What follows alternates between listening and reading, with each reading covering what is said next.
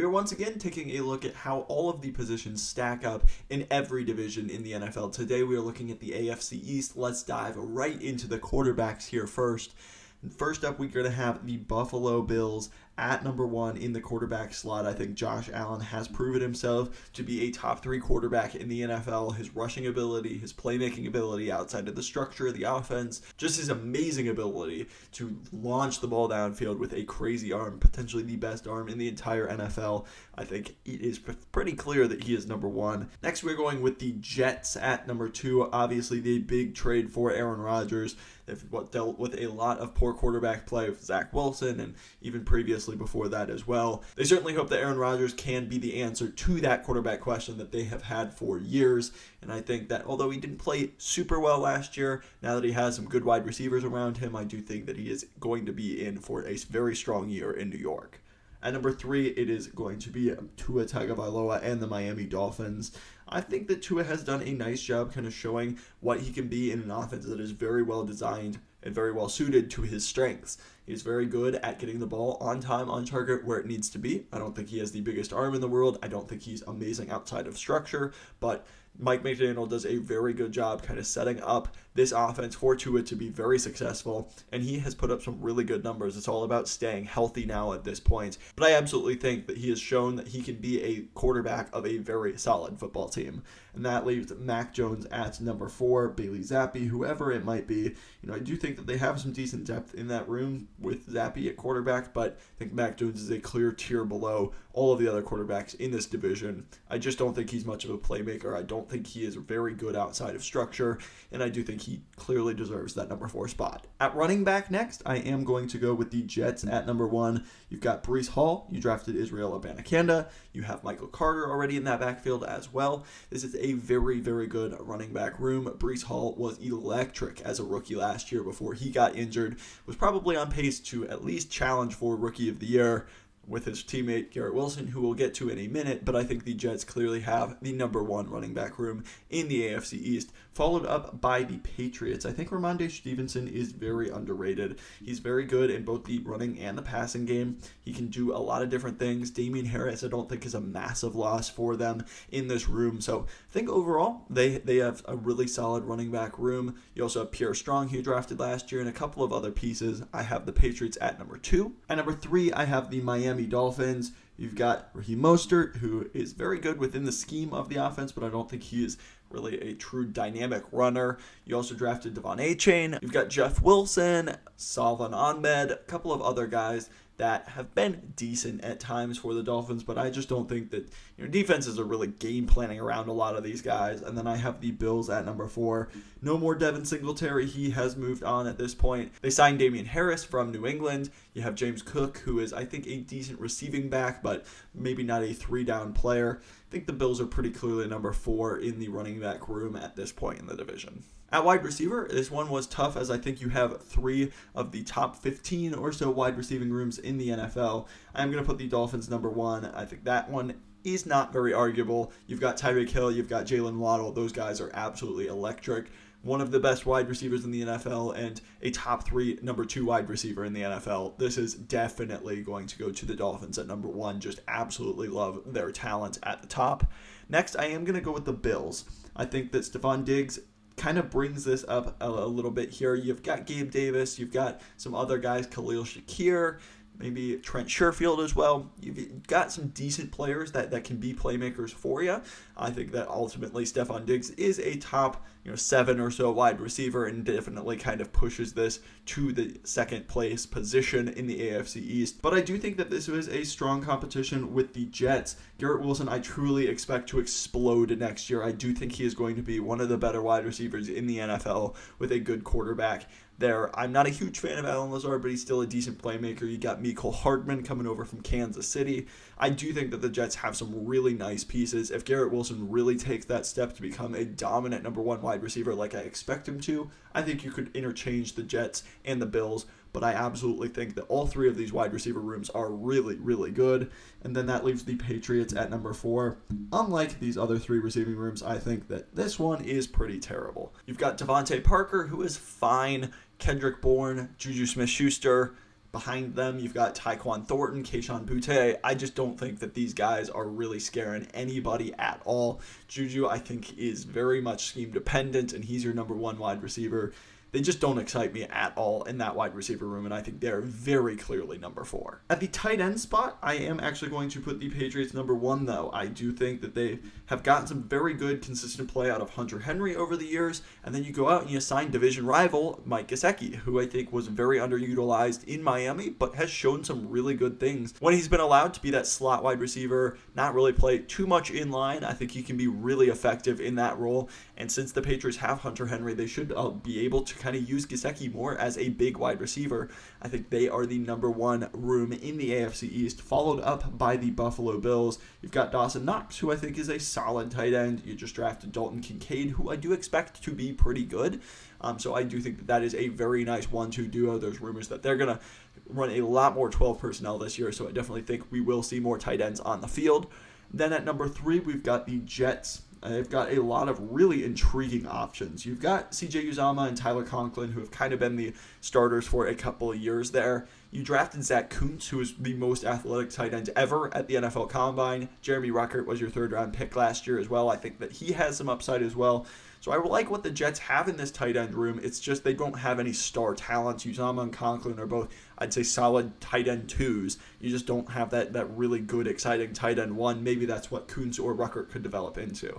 And then at number 4, very, very clearly the Dolphins. Durham Smythe and Tyler Kroft are their top 2 tight ends at this point. Just not a position that they really utilize. Not something that Mike McDaniel really prioritizes very high in his offense. And it kind of shows by the guys on the roster. Nobody to really get excited about in that Dolphins tight end room. Moving to the offensive line, this is another group that I didn't feel was very strong in the AFC East. I'm going to put the Patriots number 1, but I'm really not super sold on that. You've got Trent Brown, who I think is old and not at the best of his career. Cole Strange was decent as a rookie. I thought he got better over the course of the year, but still has some room to improve. David Andrews, Mike Onwenu have been solid. Riley Reiff really should not be a starting tackle at this point in his career, but he is certainly slated to be that at this point for the Patriots. So I think that's got their fair share of issues right there. For the Bills, I think you've got some pieces, but still some big question marks as well. Deion Dawkins is a very solid player. Then Connor McGovern, Mitch Morse, those guys are perfectly fine. Morse especially, I think, is certainly an above-average center. Ryan Bates and Spencer Brown on the right side, that's a bit concerning to me, especially Spencer Brown. I don't think he's been very good over the course of his career so far. So very interested to kind of see how the Bills line up. I'm not overly confident in what they have. They did draft Cyrus Torrance, who could potentially take over at right guard. I think that he probably will at some point this year, so hopefully that could help solidify that offensive line for them. Moving to the Miami Dolphins at number 3, I still think there are plenty of question marks for Miami at this position. Teron Armstead has had big issues staying healthy, but when he's out there, he's been excellent. You have Liam Eichenberg, who is a big question mark to me. Austin Jackson was never really been a very good player in the NFL, and I think that he's been a liability at right tackle. You've got some other pieces, Robert Hunt and Connor Williams, I thought were very solid on the interior, but 2 big question marks already starting, and then Teron Armstead is just a big injury risk as well. And then that leaves the Jets at number 4. I really like Elijah Vera Tucker. Laken Tomlinson is a very good player as well. But man, that tackle situation is just rough. Dwayne Brown and Mekhi Becton currently slated to start. Becton really hasn't played in multiple years. He hasn't been able to get his weight under control. Reportedly, he has this offseason, but it's just been a long time since we've seen him play. Dwayne Brown is really old at this point and not somebody you would really feel comfortable relying on. They just haven't addressed the offensive line very well. And, you draft Joe Tippmann to be your center of the future. I think that's fine, but those tackles are big liabilities. And for a quarterback like Aaron Rodgers, who is at the later stage of his career and needs some good protection, I have some question marks on the Jets' offensive tackle room. Moving to the edge room and the defense, I have the Bills at number 1. Von Miller did get hurt last year, but I think he is still a very good player. You also have Greg Rousseau, a couple of other pieces, AJ Epinesa, Leonard Floyd, Shaq Lawson, Boogie Basham. I just think that they've got a really deep rotation at that edge rusher room. You've got your star in Von Miller, and that's going to put you in the number 1 spot in the AFC East. Moving up, we have the Dolphins next. Jaylen Phillips, I think, is going to be a star here in the future. I thought he really kind of showed it at the very end of last year, and I think he is absolutely on track to be a superstar in the NFL at that edge rusher position. And then you have Bradley Chubb, who I do think has been overrated at times throughout his career, but I think is a very solid number 2 rusher, and I think if Jaylen Phillips becomes the player that I think he can be, Bradley Chubb is a great complement piece to that there. And you do have some other pieces behind them as well. You've got Malik Reed, you've got Andrew Van Ginkel, a couple other pieces that I think could play for you in an absolute emergency. Then moving to the Patriots, this was a very good edge division. You've got Matt Judon, you've got Josh Uche, who I really like both of those players for them. You've also got Keon White, Dietrich Wise, if you consider them edge rushers. They're both a little bit bigger, but absolutely a very solid and very deep edge room for the Patriots. And then the Jets at number 4. I think they have a very solid edge room, but it's just kind of a little bit washed out by some of the other talent in the division. You've got John Franklin Myers, Carl Lawson.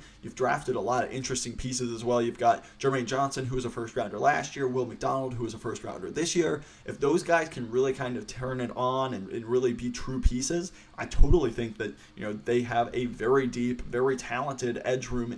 It's just about, this division is really stacked at that position. You could probably flip it and it would make some level of sense. But this is what I am going with for the edge rusher positions. Very close, 1 through 4 though. Moving to the interior defensive line position, this is going to be the Jets.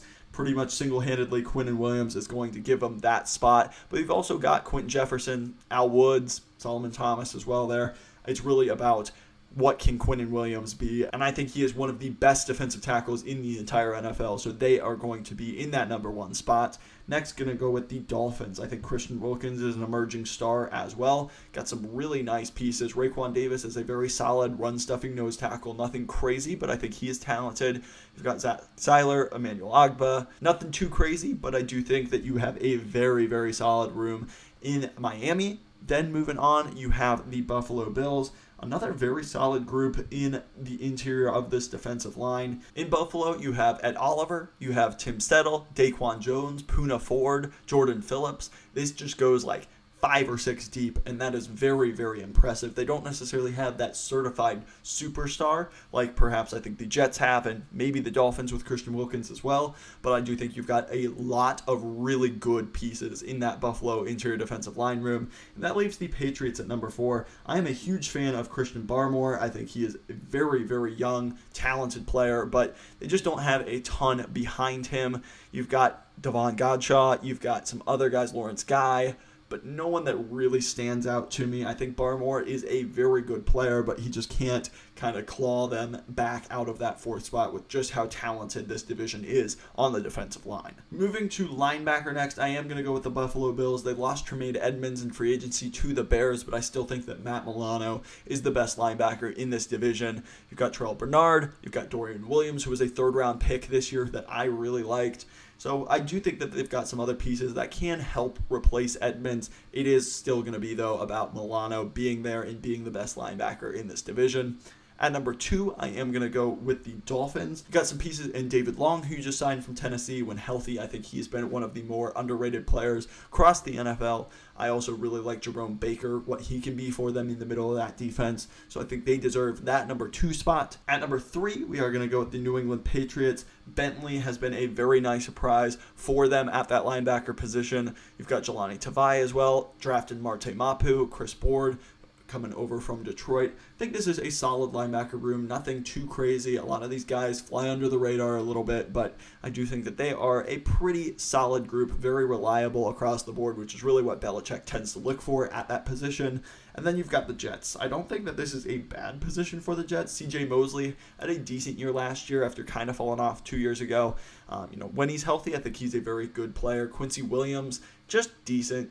Nothing really stands out. I think that Mosley is a little bit limited in coverage. I think Quincy Williams isn't the most reliable. So that's kind of why the Jets are going to end up in that 4 slot. Next up, we've got the corner position, which was probably the hardest, just as this division has some serious cornerback duos, trios. I'm going to go with the Jets at number 1. I think Sauce Gardner, based on how he played last year, is the best corner in the NFL at this point. DJ Reed was really good at times last year as well. I think he played like a top 15 corner last year. So, you really kind of got to put them at that spot in my opinion. But it is very close because you have the Miami Dolphins, Jalen Ramsey, one of the better cornerbacks in the NFL. Didn't think he had an amazing season last year, but absolutely has the talent to be a top 5 corner in the league. No doubt about it. You also have Xavier Howard, who once again had a bit of a down year last year. He is getting a little bit older. I am curious if he is going to still play at that Pro Bowl caliber level that he had for many, many years. But right now, based on the guys they have, absolutely going to be in that number 2 slot. I also thought that they got some really good production out of Kader Kohu at the nickel cornerback position, so he definitely factors into this as well. Up next, a tough decision, but I am going to go with the Bills. I just think they have the dominant corner 1 in Tre'Davious White. With White, he has been coming back from injury, really didn't get into the flow of things too much last year, but he is very, very good. Christian Benford played pretty well in his absence. You've got Kaiir Elam, who I thought had a pretty decent rookie season, and, just some other pieces as well. Dane Jackson, they signed Cameron Dantzler. I think overall the Bills have a very deep and very talented cornerback room, and that leaves the Patriots at number 4. The Patriots have a very good corner room. I think Christian Gonzalez was one of the best value picks in the entire draft this year. You've also got some really interesting pieces that you've drafted over the past couple of years as well. You've also got Jonathan Jones, Marcus Jones, the slot corner that you drafted out of Houston last year, Jack Jones as well. So definitely some talent in this cornerback room. I think Christian Gonzalez is going to be a great player. But, right now, the cornerback room, these defenses are really, really stacked in the AFC East. And this cornerback room is just going to be number 4, mostly because the other rooms in this division are just that good.